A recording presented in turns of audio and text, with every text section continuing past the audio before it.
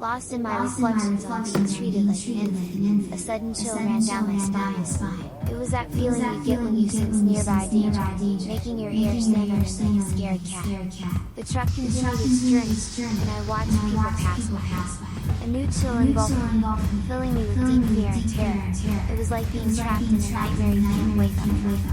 You know it's just a bad dream, but your heart races and you're short of breath. You feel like screaming.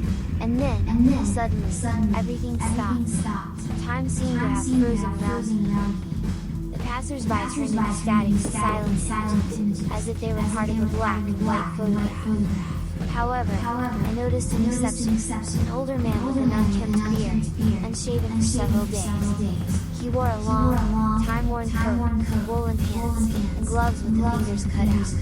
He sported an old, torn hat. All his clothes were shades of gray.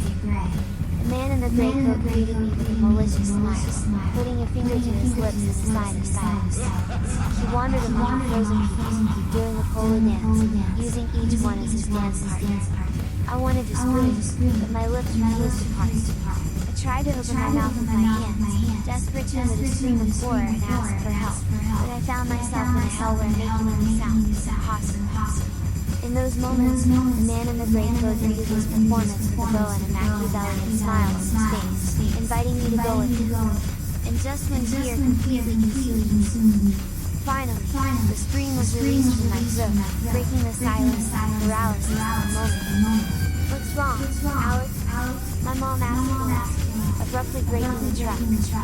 The vagrant on the sidewalk, I said, still scared. Disturbed by what I had seen moments before.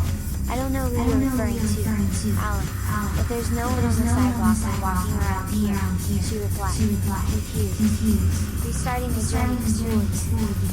But it's true, I saw him, I exclaimed with a trembling voice and wide eyes.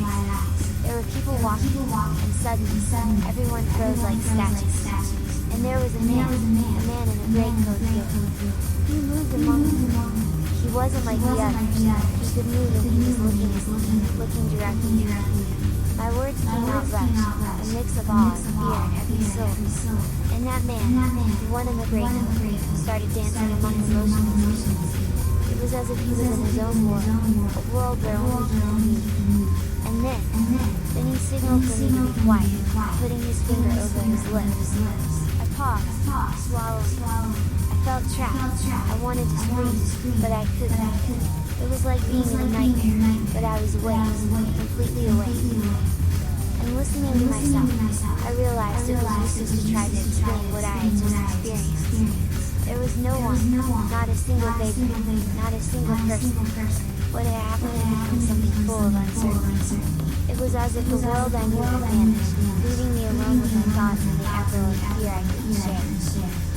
Sunk in the backseat of the car, my eyes rapidly moved from one window to another. Although I tried to act normal, fear enveloped me like a dense fog. The encounter with the vagrant had been too real, too unsettling. I tried to focus on the buildings passing by, the trees swaying in the wind, anything that could take my mind off the man in gray. But his image clung to my thoughts, a mystery I couldn't solve. Had it been real or just a product of my imagination? No matter how much I tried to distract myself, the feeling of fear persisted, a constant reminder that something extraordinary and terrifying had crossed my path. I tell you now, I could only swallow saliva down my throat, sunk in the seat as a display of the fear that had been consuming me. Despite my sharp mind from young age, fear was a beast that knew no logic or reason, and at that moment, it had me firmly in its clutches.